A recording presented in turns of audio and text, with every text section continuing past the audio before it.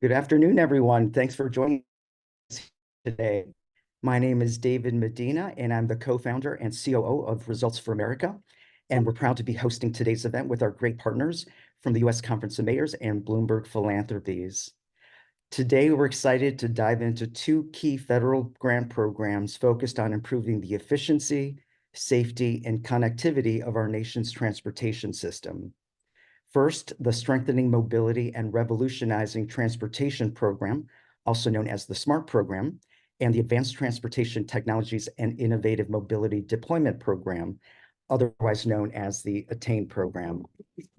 Please note that the SMART Stage 1 local for planning and prototyping is now open through July 12th, and the SMART Stage 2 NOFO for implementation projects is yet to be released, but we will notify all of you when that happens. Today, we'll be hearing from federal government officials who will be discussing the types of technologies and projects that funds from the SMART and ATTAIN programs can be used for, as well as lessons learned from previous grant winners. As always, we want this to be an interactive session, so please post your questions in the chat, and we will try to get to as many of them as possible during our Q&A session. I am now pleased to welcome our first speakers.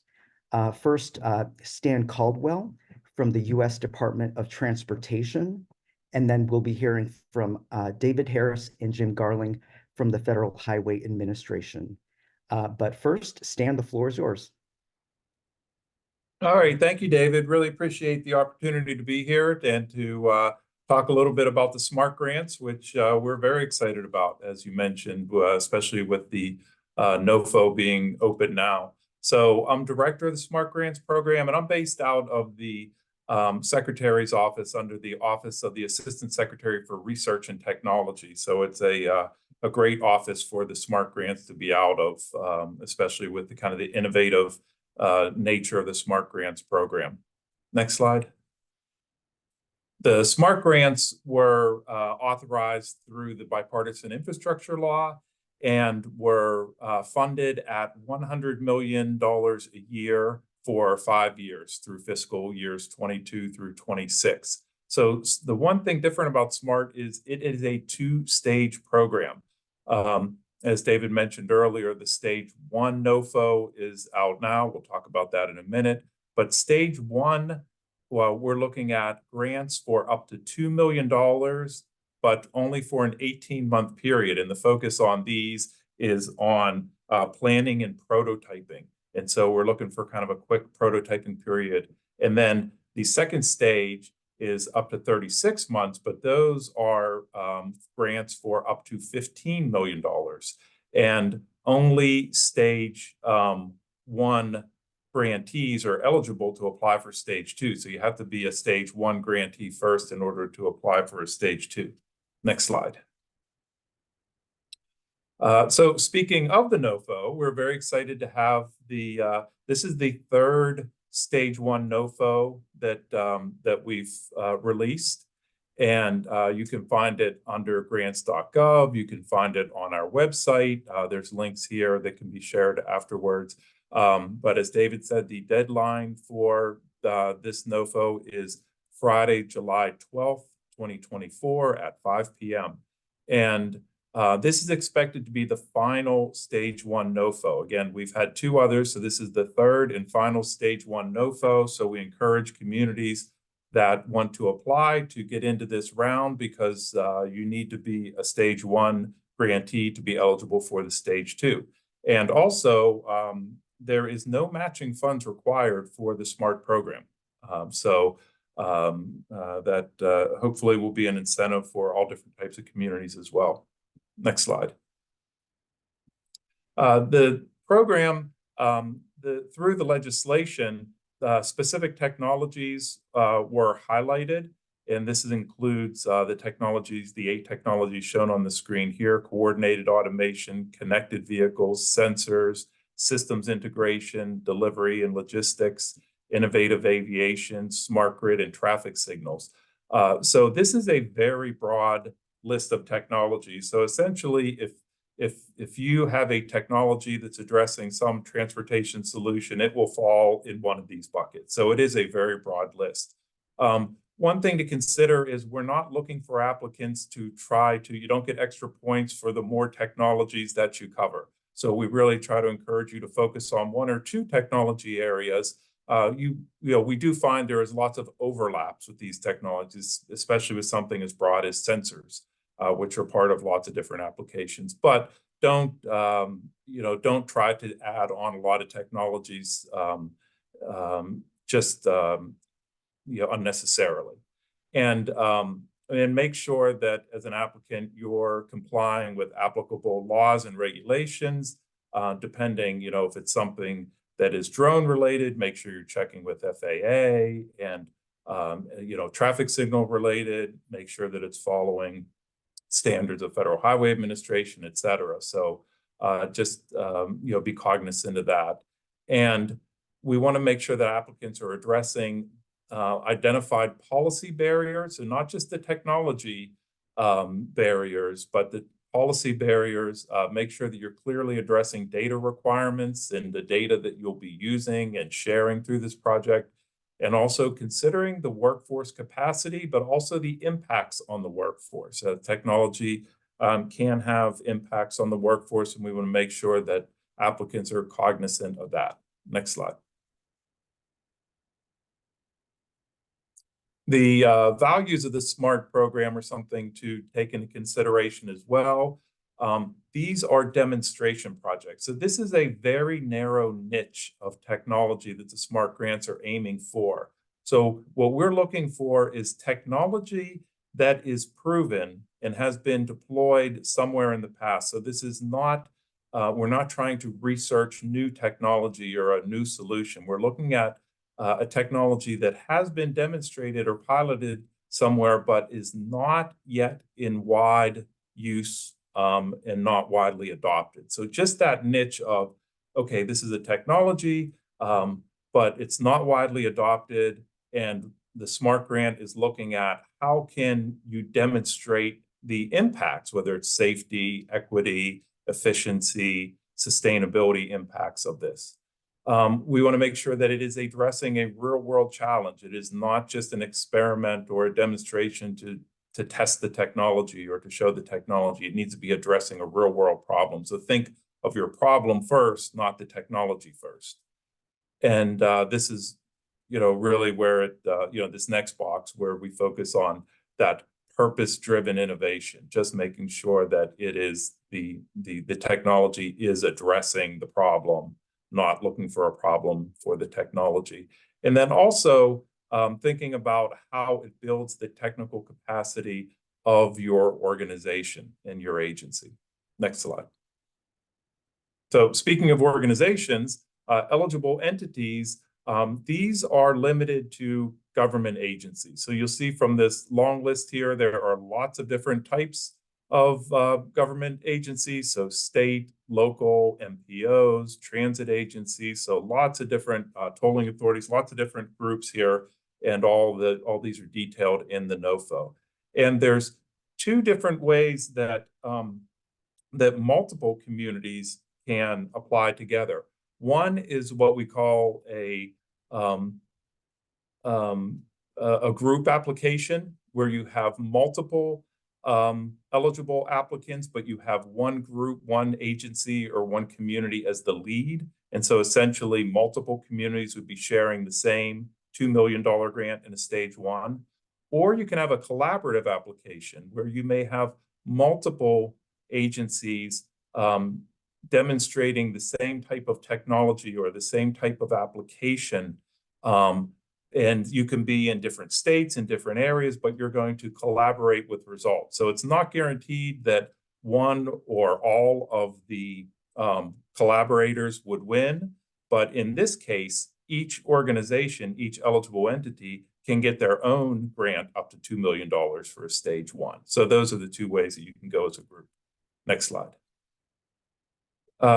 Also, speaking of the geographic distribution of this, through the bill, and this is the bill language on the right hand of the screen, you can read in the NOFO in more detail, but the Congress wanted to be sure that no more than 40% of the funding went to large communities, no more than 30% to mid-sized communities and no more than 30% to rural and regional partnerships. And so pay close attention to that, because we're trying to make sure that all different types and sizes of communities are eligible for the SMART grants. And so this really gives a lot of opportunities to lots of different types of communities, as well as our geographic distribution. Next slide. This is just an overview of the last two rounds of SMART, just to kind of give you a little indication of what we might expect in the future. So on the left-hand side in the blue box is the applications. And so in the first two rounds, we've had 710 applications for over $1 billion requested. And this is from all 50 states, including DC and Puerto Rico. And the awards have been, we've awarded 93 projects for $148 million. And we've awarded it to 39 states, including DC and Puerto Rico. And so that's you can see on there the rate of award as opposed to application is about 14%. So if you go to the next slide, it will show the map of the distribution. The states that are highlighted are statewide projects, but the blue and green dots indicate where SMART grants were awarded in both of the first 2 years of the stage one of SMART grants. And so you'll see it's a very wide geographic distribution as well. Next slide. So for lessons learned in the first two, what we've seen is that successful grantees show an alignment with the SMART program structure. So we want to make sure that stage one activities result in some type of prototype or deployment, something that is showing the viability of the proposed idea, and that the proposal isn't just to do a pilot project, but it also provides a vision for stage two. So even though you're not applying for stage two yet, we still want to see in that stage one application, what is your vision for stage two if stage one proves successful? The second is, as I talked about before, this idea of purpose-driven innovation, making sure that the technology is addressing specific problems that the community has identified, and not looking for, again, not looking just to deploy the technology, but making sure that it's addressing a real-world problem. And also, again, accounting for the policy hurdles, not just the technology hurdles in deploying new technology. We want to make sure that it's a transformational approach, that this is not a technology that has been already widely deployed. We're looking at something, using technology to do something innovative and new. And then also making sure that, again, it is benefiting the community, and that the community is articulating the need for the solution that's being proposed. And we want to make sure that also these projects are in alignment with the priorities of the administration. Again, as I mentioned earlier, with safety, sustainability, equity, efficiency, and there's more details in the NOFO on this. So that's my overview of the SMART program and the current NOFO that's open, and I'm happy to take questions after our next David goes.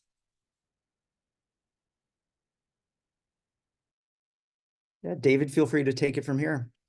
Okay, thanks. Well, as Stan mentioned, he's in the Office of the Secretary. Just a little background. The way US DOT is comprised is also a number of modal administrations. Myself and Jim work for the Federal Highway Administration. Specifically, we're in the Office of Operations, and our team, before Jim speaks, I just wanted to give a quick shout out to 3 other grant programs that our team manages. Most of them are kind of explanatory by the name. The first, and these are all from the bill, is congestion relief. And as the name implies, is to projects that address relieving congestion and emission reductions at the largest urbanized areas in the country.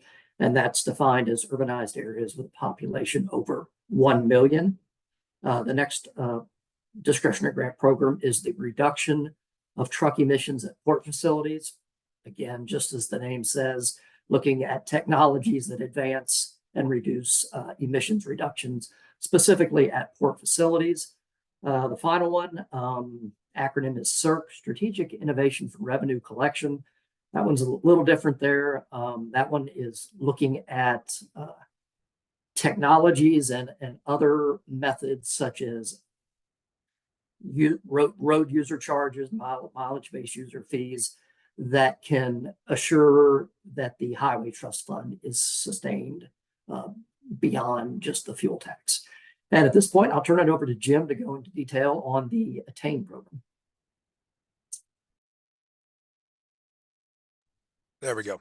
All right. Well, thank you for letting us have this opportunity to speak. I apologize in advance for not having slides. We were called to the bullpen there at the 11th hour, and we are always glad to talk about our program and try to put the information out. The more applications, the better projects we get. The ATTAIN program was built off of a FAST Act program called ATTIMD. The FAST Act program went from 2016 to 21. ATTAIN took over with Bill in 2022. The program technologies that we deal with are advanced traveler information systems, advanced transportation management technologies, advanced transportation technologies to improve emergency response and evacuation, infrastructure maintenance, monitoring, condition assessment, advanced public transportation systems, performance data analysis and dissemination systems, advanced safety systems, vehicle to vehicle, vehicle to infrastructure, driveway automation, collision avoidance, the integration of intelligent transportation systems with the smart grid, similar to what the SMART program has. A lot of these, you'll see they'll overlap a little bit. We have integrated corridor management systems, advanced parking registration or variable pricing systems, electronic pricing, toll collection and payment systems, technology that enhances HOV, lanes, cordon pricing, and or congestion pricing, the integration of transportation service payment systems, the advanced mobility access and on-demand transportation service technologies, and then retrofitting DSRC technology to cellular V2X. We have some stipulations. The eligible entities were not as wide open as a SMART grant was. We are state and local governments, transit agencies, metropolitan planning organizations, other political subdivisions of a state or local government, such as publicly owned toll or port authorities. We have also, it's a multi-jurisdictional group of consortia of research institutions or academic institutions. So it's got to be more than one research or academic institution in there that, in order to qualify. Partnerships, a plan for partnering with private sector, public agencies, including multimodal and multi-jurisdictional entities, research institution, organizations representing transportation and technology leaders or other transportation stakeholders. In saying that, from 2016 to date, we've had 66 projects released. Let me take one step back. Our program has $60 million a year that we are able to use to fund applications. We have a minimum of 5 and a maximum of 10 projects per year. We have a requirement that we must be geographical and technology diverse. And in Bill, they stipulated we must have at least a 20% rural set aside. So in saying that, we have 66 projects awarded, 62 are in progress. I have right now 4 that are complete. One is waiting posting on our website. The other 3 are posted out there. Jamie, can you drop the links into the chat for the both the HOP FAST Act and the HOP Bill websites? Out of the 66 projects, 13 cities have been directly funded. And there are a number of transit agencies, councils of government, MPOs, metropolitan planning organizations, and universities that are partnering with cities and other local governments that may make up more involvement. Currently, we have the fiscal year 23-24 notice of funding opportunity. The applications are under review, and we hope to have an announcement later this year on awards. The links that were provided in the chat, the ATTIMD program, because it's more mature, we have developed infographics that talks about the program overview, the deployment infographics. We have an evaluation infographics, just kind of gives you a flavor of what the program does. There's also 3 program reports that are required by statute to be posted on the 3rd anniversary of the first award. So we've got the 2020, 2021, and 22 program reports, and they just kind of give you a snapshot as where we stand with what projects and you know what states and what entities are doing what they can. You know, they're all out there for your purview. And if there's any questions that you may have that we cannot answer, please reach out to us at ATTAIN, ATTAIN @dot.gov. That's our program mailbox, and we'll respond. That's great. I think that's it. Thank you, Jim. Thank you, David. Thank you, Stan. I think we want to thank you all for being here, for sharing your guidance, and we want to get to as many questions as possible. Also want to note for all of you that in the chat and on our website, localinfrastructure.org, you'll find 2 new resources, a SMART program fact sheet and a description of recent SMART program grant recipients. So please take a look at those. Please post your questions, and we'll try to get to as many of them as possible. We have 2 related questions. First, how does the SMART program define rural and urban? Stan, can you take that? Yes. So the urban is specifically defined with the bill language that was on the slide. So that's large is over 400,000, and rural is specifically outside of an urbanized area. So it's more of a census type of definition.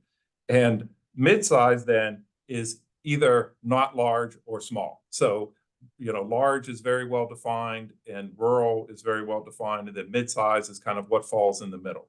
And again, regional partnership. So if you have a regional partnership with multiple communities, that also falls into the bucket of the same 30% as the rural. So keep an eye on that one too. That's great. And same question to Jim and David. How does the ATTAIN program define rural and urban? Our rural definition is based on the 2020 census of greater than or less than 50,000 in population. And we don't really have a value for urban, because it'd be anything greater than that. Got it. Another question, can funding from both programs be used to fund the same project? Stan, what are your thoughts? It's a tricky thing that it could. The way I think of it, and again, this is not anything official of DOT, but I consider SMART to be kind of one level on the technology maturity spectrum below ATTAIN. So SMART is really still where you're kind of looking at prototyping it and demonstrating it and demonstrating the viability and looking for it to go to a larger scale, and then ATTAIN being the kind of next step that after, oh, this really worked well here, let's do it over in our community too. So I see them as just a different level, just different step away. And with ATTAIN, the only thing we really get concerned with is that federal funds can't match federal funds unless so stipulated and that's the big thing we have to look at carefully. But they can be used in partnership, but not to match each other, or ours can't be used to match. Right. And remember, SMART does not require a match. And one final question before we turn it over to the next part of our session. Both programs seem to focus on reducing congestion.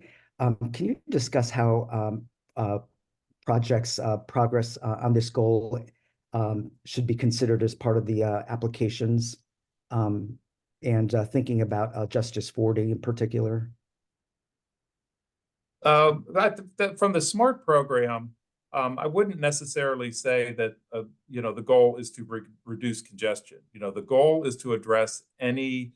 Well, first of all, SMART is very multimodal. It can be it can be a transit project, it can be an aviation project, it can be any mode of it could be a maritime project, it can be any mode of project. And then second is it can be addressing the issues of safety or equity or sustainability.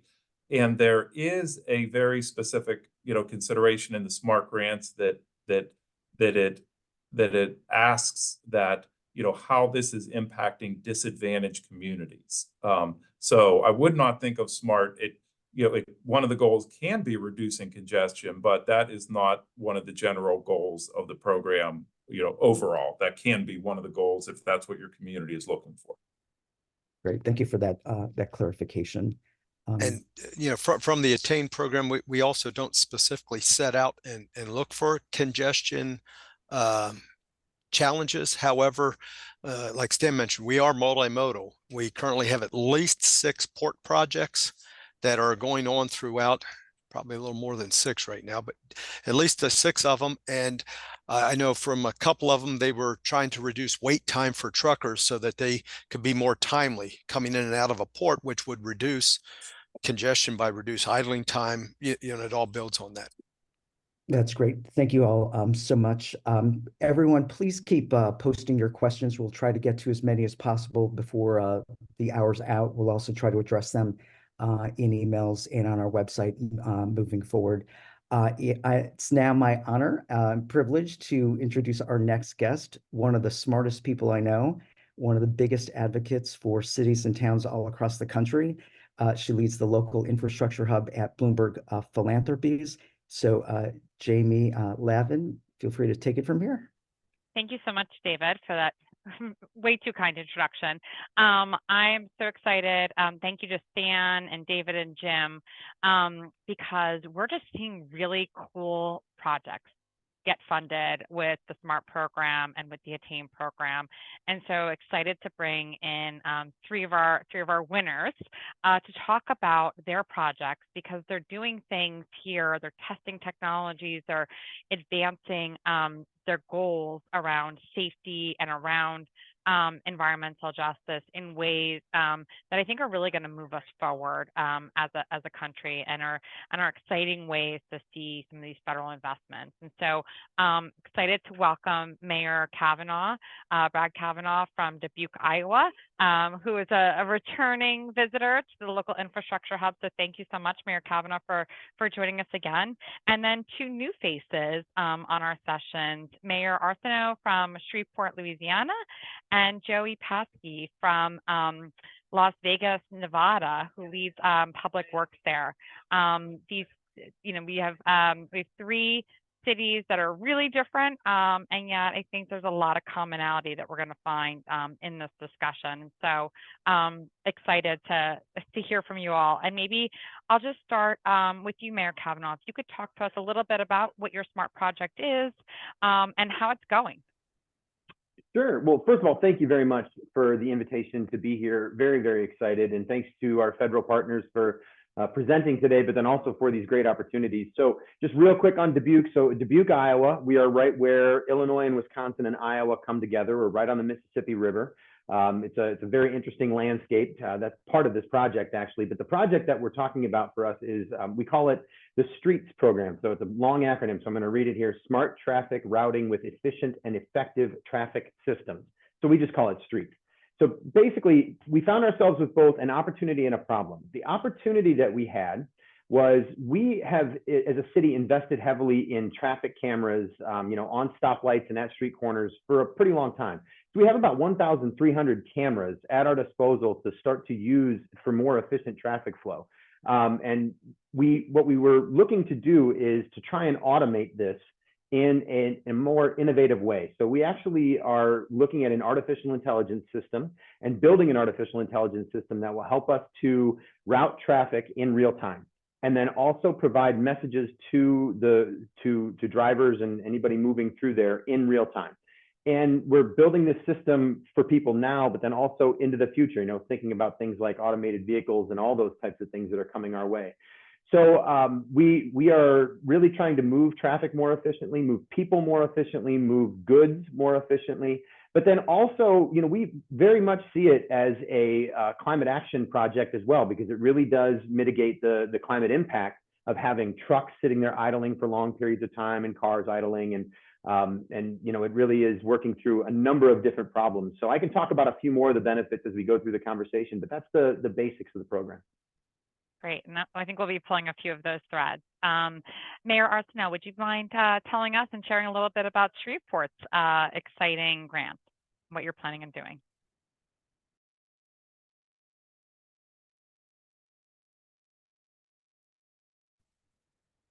There we go. Now I can speak. At least now you can hear me. We really have kind of two aims. Primarily in Shreveport. We're a city of about 200,000 in a metropolitan area that's pretty close to 400,000.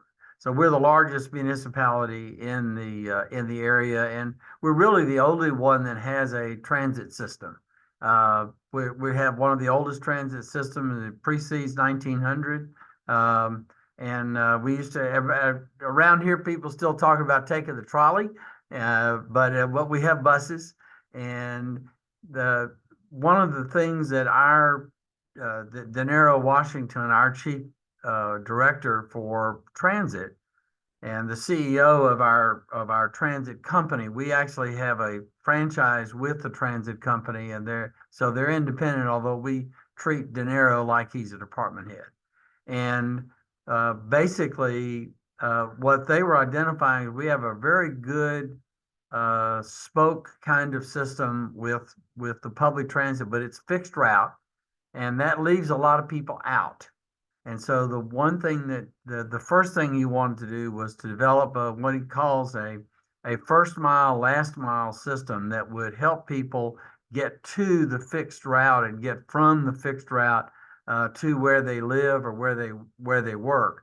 And so that's the first angle, and using automated vehicles primarily for that, and looking at where those would be. He calls it microtransit, and where the microtransit routes would be, how they would operate in real time, how they would communicate and connect people with the system.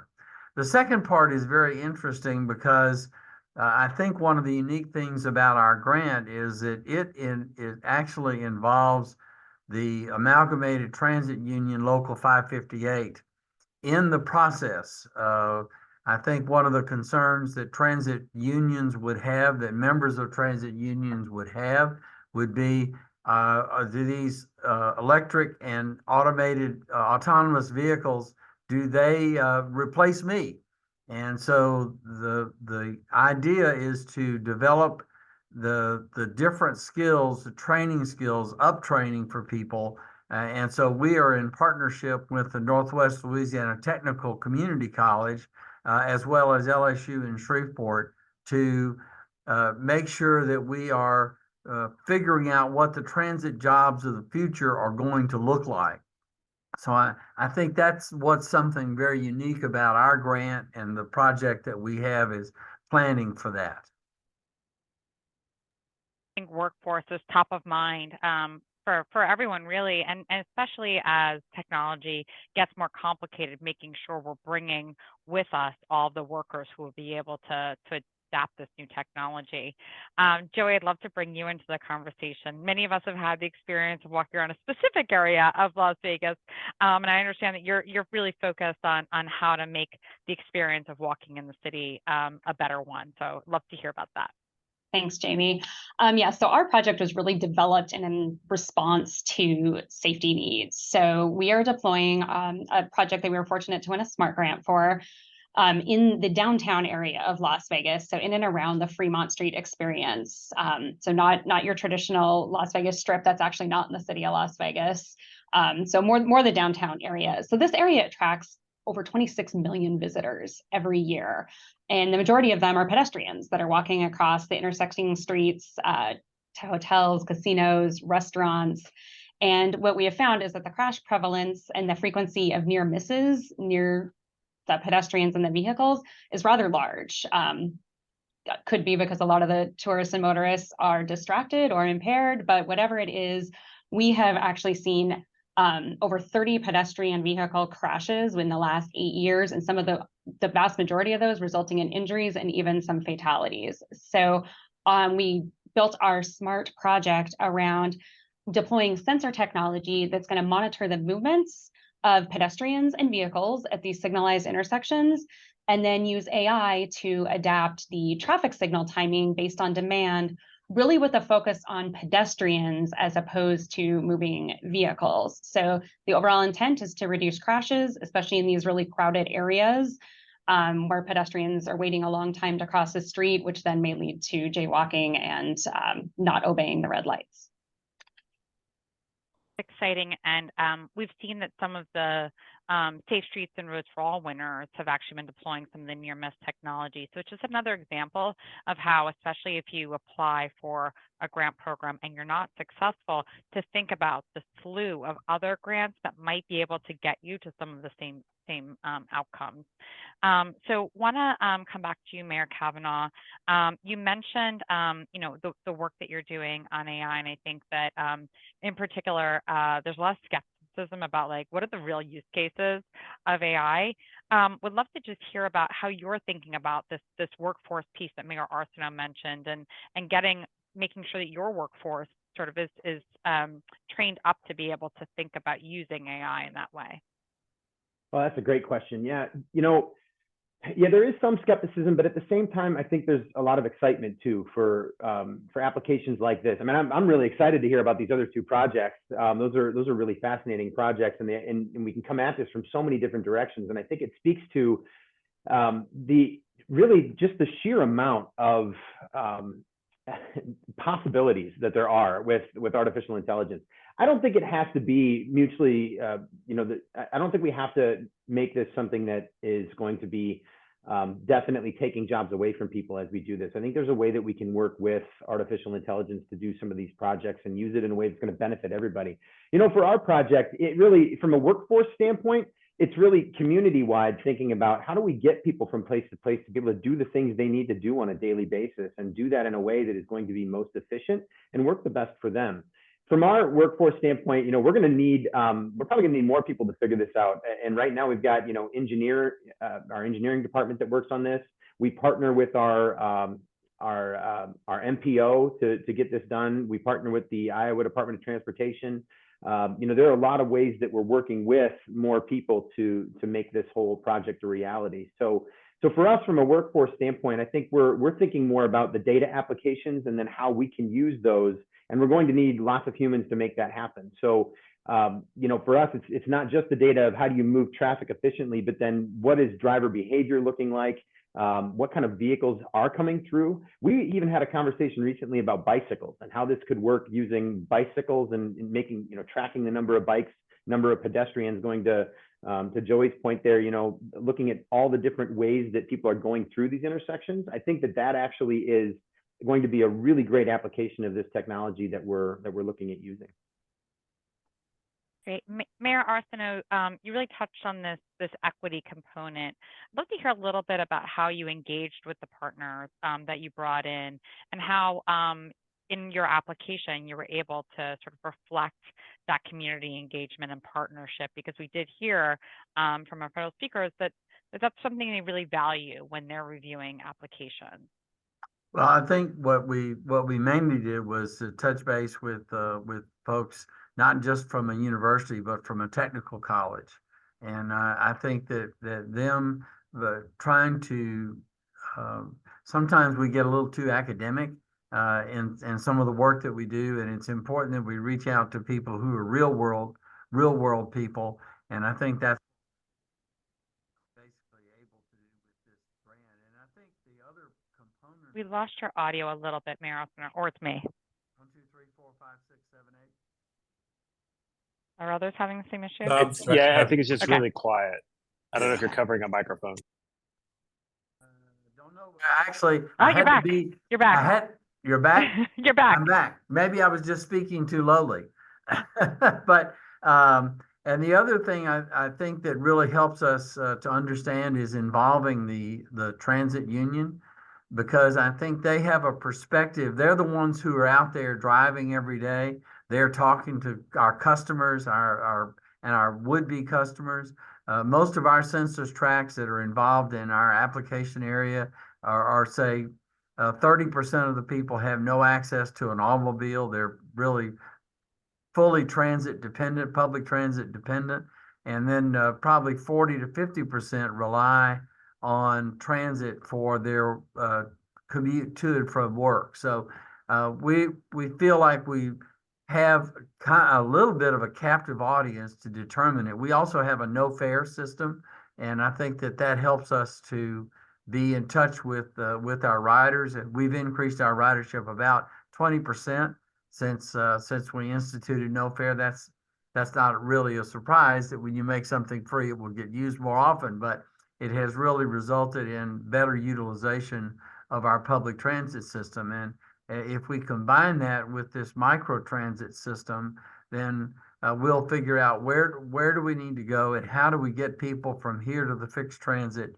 And that's where basically we're going to go. So I think what it does, it opens up employment opportunities, educational opportunities, and just general lifetime opportunities for people who right now they have a long walk, or they have to find a ride to the bus stop, or whatever it is that they have to do. And this will enable them to use something where they as well as the vehicle can be more autonomous. Yeah, it's so interesting to hear about the uptick that you've gotten since you got rid of fares, and just like whether there's a partnership opportunity to do some research, right, and find out has the economic activity you've been able to generate by having people actually get to work, right, who didn't previously weren't able to afford transit or get to school or whatever that is, you know, what the benefits might be that probably surpass whatever you would have raised in revenue. So we might be pulling you into other sessions on that. Joey, would just love to hear from you. You know, pedestrian safety, I know, is the #1 priority for the Department of Transportation. If you could just talk a little bit about some of the planning that you all have been doing around sort of Vision Zero, and how this project might have built upon that work and figuring out where your collisions really are the most pronounced. Certainly. So we are Vision Zero City, one of the only ones in Nevada, and pedestrian safety and just transportation safety in general is our #1 priority as well. So we've pretty much baked it into every project that we do, from the very beginning planning all the way through construction. And this project feeds right into supporting our Vision Zero action plan, of which probably 1/3 of our actions are pedestrian safety related. We're really concerned about what kind of crashes are we having? What is our severity? You hit on the near miss component earlier. You know, occasion, if for anybody that's not familiar with a near miss, it's an occasion where a pedestrian is nearly struck by a vehicle. And so we want to know a lot about, and what technology is allowing us to do is really determine the number of pedestrians, the number of vehicles, the number of bicycles that are in these areas, where they are, where they're crossing, and we can watch their behaviors and better design our systems to make it safer for everyone. We, with this particular project that we're going to do, we're going to be able to measure the delays both to pedestrians and vehicles and kind of see if that plays into how people are behaving. And really, we think this one's going to have a bonus improvement to public safety, where we've brought in our local law enforcement partners, both our city marshals and the Las Vegas Metropolitan Police Department. And they're excited about this because they think it's going to help them spend less time on lower level offenses like jaywalking and really spend more time on bigger ticket items, and really work with us hand in hand to use all the data that we are collecting to improve pedestrian safety, particularly in this downtown area. At Bloomberg, we have lots of sayings on data. And so following the data is something we're very excited about. I'm actually going to pull Mayor Kavanaugh into the data discussion, because I know that your project is a lot about being able to take state and local and regional transportation data and really be able to have a place to aggregate that. Can you talk a little bit about sort of how you guys thought about data in this project? Yeah, absolutely. Yeah, it's definitely a big part of it, is trying to, because really it's not just about solving the problem, it's about learning more about the problem as we go through implementing this technology. So, you know, we tend to use our cameras quite a bit already, but it involves a lot of somebody physically sitting there and looking through the footage that's there to try and figure things out, you know, to the point of policing, for example, you know, for accidents and things like that. But really what we would like to be able to do is have, you know, you have so much data that you can collect when you have this many cameras and you have this system working in this way. And to be able to see that and have the structure in place to really be able to disaggregate that data and find out what's really going on at each of these intersections, what's really congesting traffic in certain places, how are vehicles really moving throughout the city. We think we know, but I don't think we really have much of that, you know, real information that can show us that. So that's a big piece of it. And then, you know, I haven't spoken directly to there's a pretty direct need for this SMART grant that we're talking about today. And what it's really being applied to is how we get the information to the people who are moving themselves. So right now, you know, it's kind of an old school technology in dynamic message boards. And, you know, it's for some of these roadways, it's new, but it's pretty old school. So to be able to have the cellular vehicle to everything technology and use that as it comes more online and becomes, you know, more ubiquitous, to really have an opportunity to be able to see how to get that information to drivers as they're moving, and telling them in real time where to go, best places to be, so in safe ways, so that you can do that in a safe way, but then also do it in a very efficient way. So the data part of this is actually the most exciting part for us. So we're really looking forward to being able to gather all that. I'm just going to stay on that for 1 second. I know in other sessions we've talked a little bit about the flooding issues that the city has had. Do you see this as a potential platform to also talk about sort of emergency alerts and getting that kind of information out to drivers? That you actually don't even have an idea how timely of a question that is. We had a major flooding issue here yesterday. We had to, you know, get into our emergency operations center in the afternoon. So a storm dumped somewhere between 2 and 4 inches in less than an hour, just everything just happening all at once. We have some major flood mitigation projects that we've done to be able to help with this, but even with those things happening, with all the climate changes that we're seeing, we need to be able to have that communication. And the communication was not as efficient as it could have been if we had a system like what I'm describing in place. And that was really obvious yesterday as I was sitting in front of the fire chief and the police chief and listening to them communicate back and forth with Public Works and everybody who needs to do what they need to do to get this information to the public.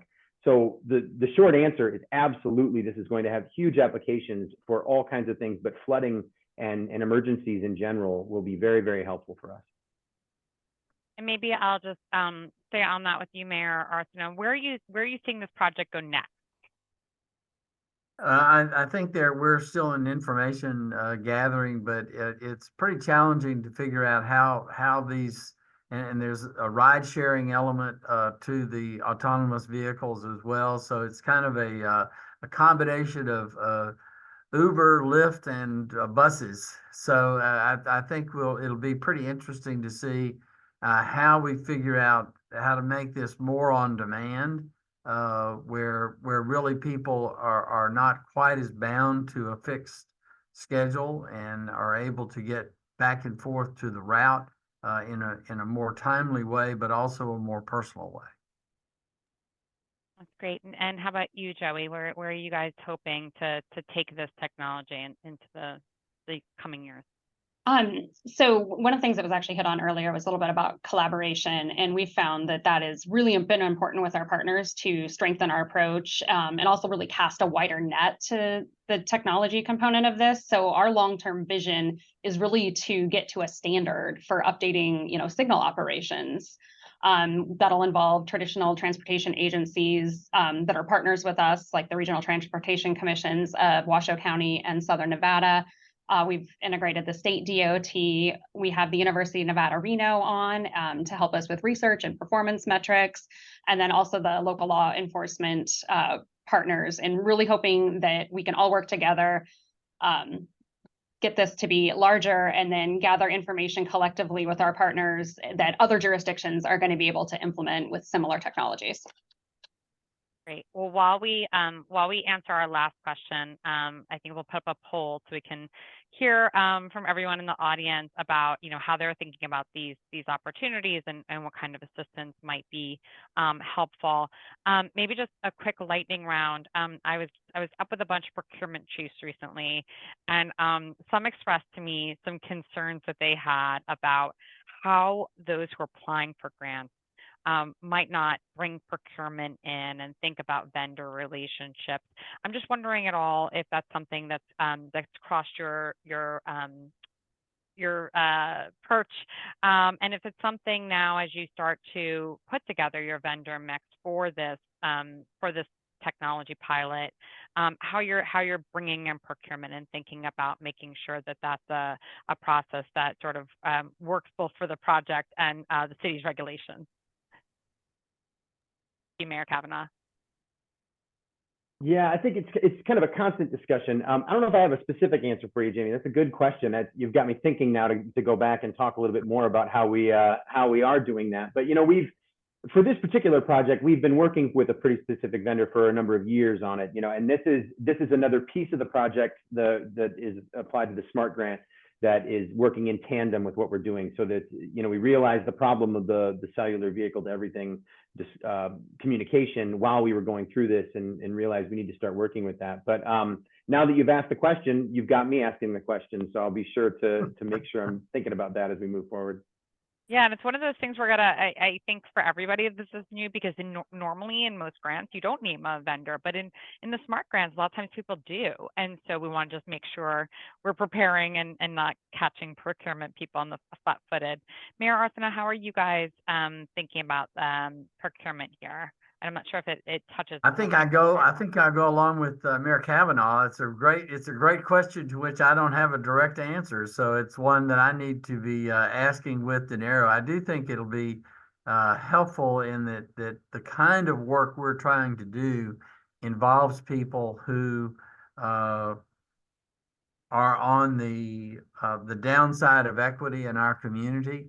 And it's very important that they be talking to people who they feel they can relate to. And so I think it's a very important question that we need to pay attention to if we want to get accurate data. That's so important, and making sure that the pool of vendors is a diverse pool for the city, and that those are people who are sort of contract ready. Joey, how about you? Probably a little bit more practical here, because we're right in the thick of putting together our SOQ and stuff for this. But one thing I would recommend to anybody is to make sure your procurement folks at your cities or agencies are on board from the very beginning, because this is a really tight time frame. So you want vendors to know that this is coming out. You want engineers to know, or whomever is going to be part of your project team. You want them to be educated and know, because the time clocks are really, so try to double up wherever you can. If you can be working with your procurement folks while you're doing your agreement at the same time, we found that to be very helpful. But really just making sure that the word is out, and that everybody knows the opportunity is coming, so that you can meet the tight timeframes and do all the before and after analysis.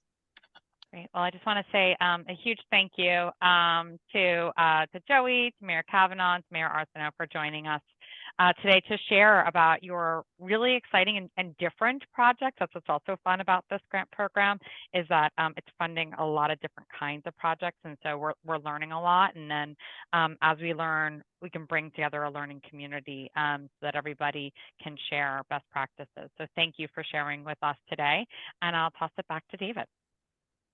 Great. Thank you, Jamie. Let me join Jamie in thanking all of our speakers today, all of our participants. Thank you, mayors. Secondly, if you haven't completed the Zoom poll that we sent you, please do so. Those help us make our webinars as effective and efficient as possible. And then thirdly, We hope you will join us on June 26th at 2 p.m. Eastern for our next webinar. It will be on how to blend federal funds to support microgrid projects to increase the supply of renewable energy and improve power reliability and resilience. So June 26th at 2 p.m. Eastern, we will be posting the RCP link in the chat. Hope to see you then as well. Thanks. Hope you have a great day.